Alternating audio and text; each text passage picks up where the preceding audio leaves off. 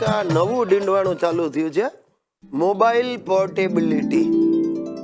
જેની મોબિલિટી નથી ને એવા માણસો પણ પોર્ટેબિલિટીની વાતો કરવા માંડ્યા. અરે અડધા તો એવા છે જેનાથી પોર્ટેબિલિટી શબ્દ નથી બોલાતો, એ પણ એની ચર્ચા કરે. આ અમારી સોસાયટીની કામવાળીઓ ગઈકાલે જ વાત કરતી હતી. એ શોભા, પેલું પોર્ટેબિલિટી નું વાંચ્યું તે છાપામાં? એટલે પાછી શોભાએ જવાબ દીધો, હા હા હા સવિતા, મને ખબર છે ને, નંબર એનો એ જ રે, કંપની નવી એને જ કહેવાય પોર્ટેબિલિટી. હવે આ બંનેની વાતો સાંભળીને મારા મનમાં તો આમ એવું થાય, મેં કહું સાલું આ આપણી સાથે આવું ક્યારે બને? હે શું ને આપણે એના એ કંપની જુદી, વિશફુલ થિંકિંગ આને કહેવાય. નહીં બને, આવું ક્યારે નહીં બને. અને બીજો આવું ઉભો થયો છે ગ્લોબલ વોર્મિંગ નો. ભાઈ દરેક ચીજમાં બધા એમ કે આ તો ગ્લોબલ વોર્મિંગ ને જ લીધે થયું. ઘણા અભણ તો છે ને, આ ભાવ વધ્યા તો એમ કે ભાઈ આ તો ગ્લોબલ વોર્મિંગ ની અસર. અરે શું ગ્લોબલ વોર્મિંગ ની અસર? નાના પણ આ ગ્લોબલ વોર્મિંગ ને લીધે શું તો કે શિયાળા વધી ગયા ને ઉનાળા વધી ગયા ને વરસાદ વધી ગયો, પહાડ પીગળવા માંડ્યા ને દરિયા થીજી ગયા, આ ધરતીકંપ આવવા માંડ્યા ને સુનામીઓ આવી. અરે ભાઈ અમારા ઘરમાં તો આ ગ્લોબલ વોર્મિંગ વર્ષોથી છે. આ મારી સુશીલાનું મગજ ગ્લોબલ વોર્મિંગ નો ઉત્તમ દાખલો છે. હંમેશા ગરમ જ હોય, તાવડી જેવું. હમણાં હું એને ગઈકાલે વાતમાં મેં કહ્યું, સુશી આ રવિવાર છે એટલે તારી મમ્મી ગુજરી જશે નહીં ને? ધડ દઈને એને કાચની પ્લેટ પછાડી, બસ તમે તો રાહ જુઓ છો મારી મમ્મી ગુજરી જાય ગુજરી જાય. મેં કહ્યું સુશીલા તું શું ઓળનો ચોડ કરે છે?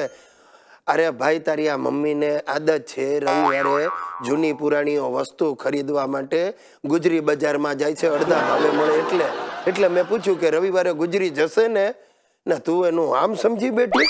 તો એના મગજમાં વાત ઉતરી નહીં, બસ એની રડ લઈને બેઠી. તમે તો બસ એમ જ ઈચ્છો છો મારી બા જાય, તમને મારા કોઈ સગા ગમતા નથી, કોઈ સગા ગમતા નથી. મેં કહું તું હવે ચૂપ થઈ જા, સગા ગમતા નથી કરે છે.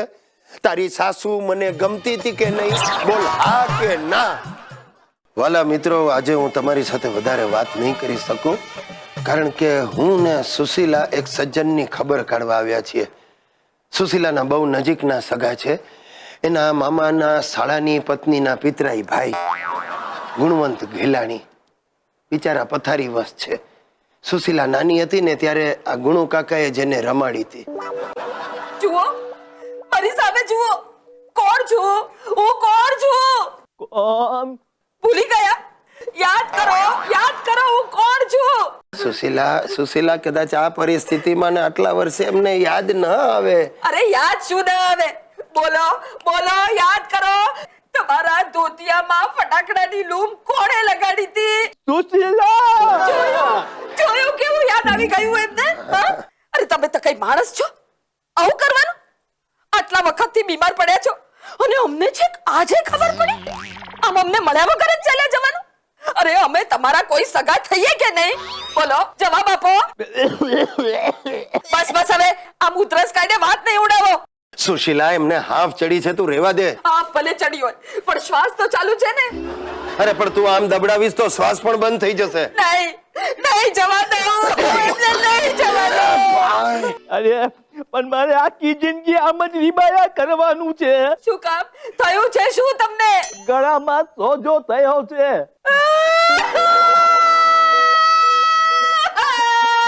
અરે પણ હજી જીવું છું.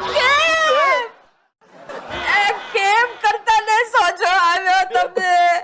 ડોક્ટરો ભલે ગમે તે કે, પણ હું જાણી ગઈ છું કાકા કે તમને કેન્સર છે. કેન્સર? હવે આનો કોઈ ઈલાજ નથી. આ દવાના ખોટા ખર્ચા હવે બંધ કરી દો. અમારી સોસાયટીના પેલા બલ્લુભાઈ આમ જ ગળામાં દુખતું તું, સોજો આવી ગયો અને હોસ્પિટલમાં દાખલ કર્યા. 2 મહિનામાં તો ખેલ ખતમ. આ ગયા તા ચાલીને અને 4 માણસોના ખભે બહાર નીકળ્યા.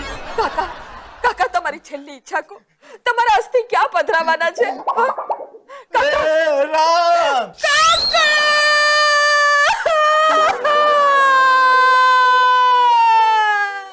જોયું સાહેબો, સુશીલા જેની ખબર કાઢવા જાય એ ગયો જ સમજો. તમારામાંથી કોઈ માંદું પડે ને તો ભૂલે ચૂકે સુશીલાને ખબર નહીં પડવા દે.